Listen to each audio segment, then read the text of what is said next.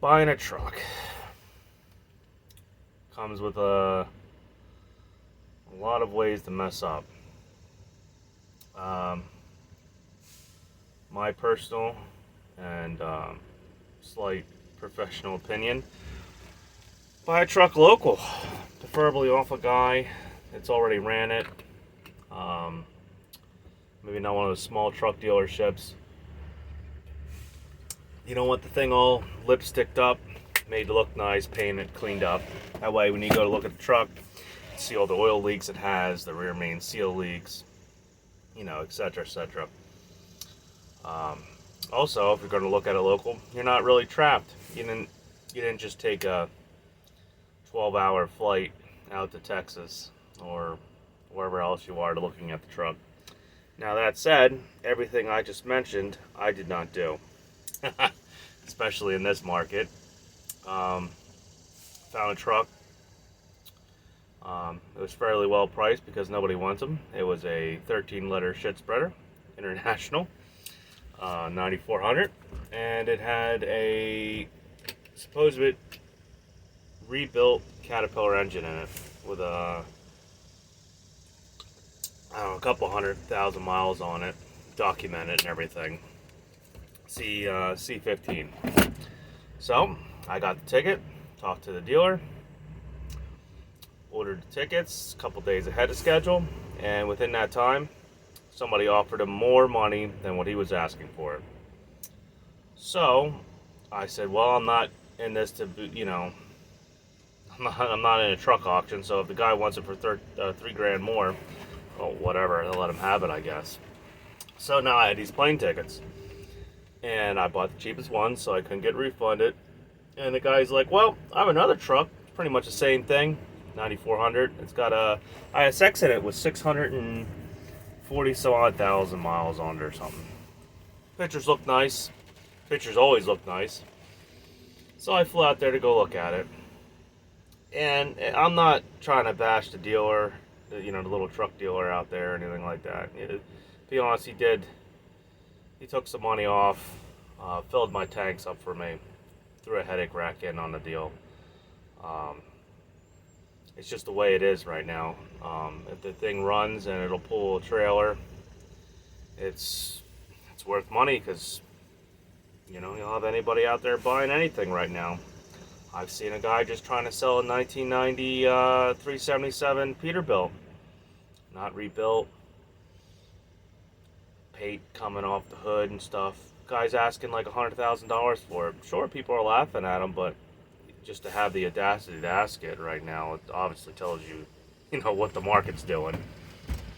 So, went out there, looked at it.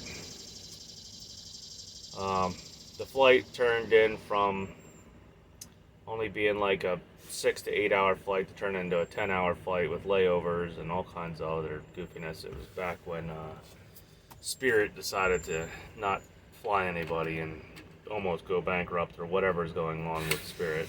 So it turned into a nightmare.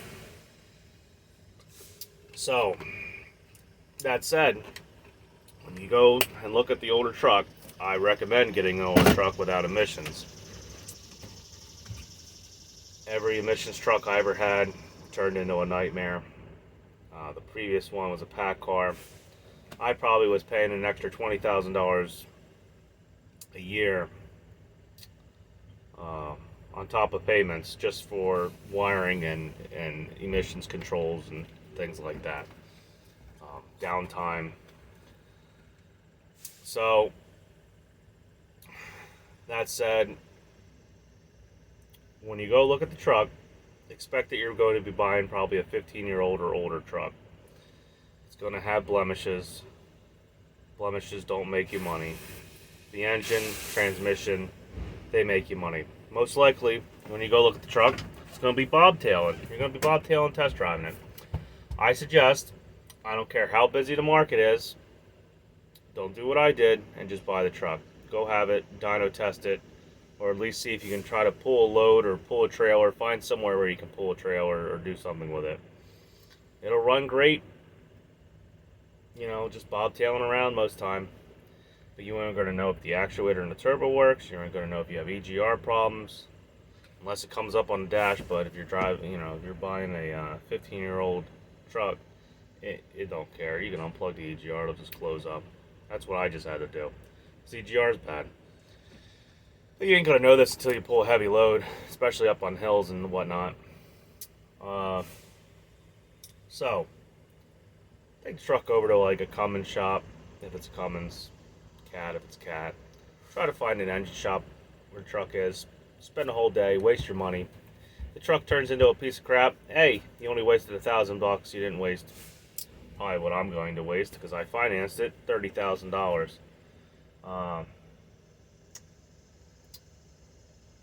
Because you're going to be running the truck for a few days after you buy it. You're going to start pulling loads, and all those oil leaks that weren't there, they were painted over and cleaned up, they're all going to start popping up. I know Cummins has the front case leaks on every Cummins there just about is. Well, I was like, wow, it's only moist, not that bad. Doesn't look like it's leaking that bad.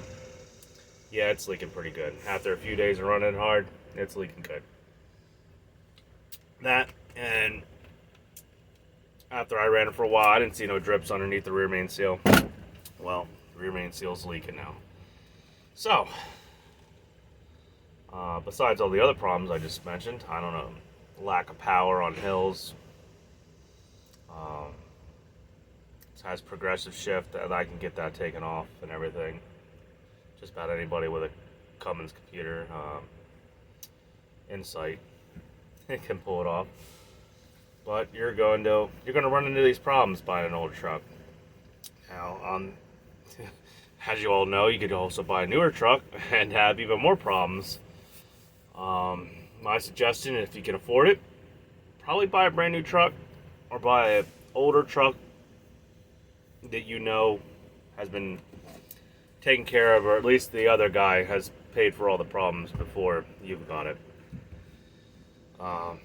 Sure, this is low mileage, 600,000 miles for a 15-year-old truck. Pretty damn low mileage. Problem is, I believe all those miles, it was just ran and ran and ran. I found out who eventually bought the truck. Something called All Freight out of, I don't know, I think they're out of Texas or whatnot. Looks like it was bought in Louisiana. And it looks like it just ran Louisiana and Texas, did the ports. Looks like it did ports. That's all it did its whole life. So it's had the shit probably kicked out of it. So, that too, you should probably look that up too when you're buying a truck. So sure, I have low mileage. It's probably beat the hell low mileage and nobody cared about the truck at all. So that said, I'm going to run down a list. Buy a truck local. Buy a truck preferably off an owner-operator. It's already probably found the problems and had to take care of the problems. It's also going to be cheaper right now because, well, depending on how enthusiastic the guy is to sell a truck. Most dealers, like the truck I just bought here, this is probably really like the low mileage, I'd say it's probably about an 18 to 20 grand truck. The guy was asking 28 for it, same amount as the rebuilt. Got him take 1,000 or so off of it. Filled the tanks, put a headache rack on. So maybe got $2,000 off of the whole deal, $3,000. Then I put $5,000 down. I have a 620 credit rating. So you can get financed. It's going to be bad though. Yeah, I'm paying probably about 20% interest, if not more, on this truck. It's going to cost me about 31, all it's said and done. I'm going to try to refinance it here eventually. That's if the engine lasts that long. But every little noise, every little drip of oil or anything, any bit of blow by, when you get an older truck, everything makes you paranoid. But then again, every time that check engine light comes on and that stop engine light comes on in a newer truck, yeah, you start to get paranoid. Is it going to be an $8,000 fix? Is it going to be a $2,000 fix? that's the only difference is I don't have that problem. Everything I got's mechanical or seal related or whatnot. So right now, just about anything you do is going to make money. I originally went to go do flatbed, screwed up my knee. Guess what I'm pulling? A reefer. So that's what I'm pulling instead. So that means I had to go lease onto a carrier, and I didn't get my authority. I don't have a reefer trailer sitting around, so that's how that went. But things are paying good. Just took a load from Chicago to, what is it? Jersey City. $4,500. It's over $5. It's like $5 a mile. You can't beat that. And to be honest, I sat at the receiver for about an hour, and I sat at the receiver for about 2 hours, and I sat at the shipper for about an hour. Amazingly, I was mind boggled.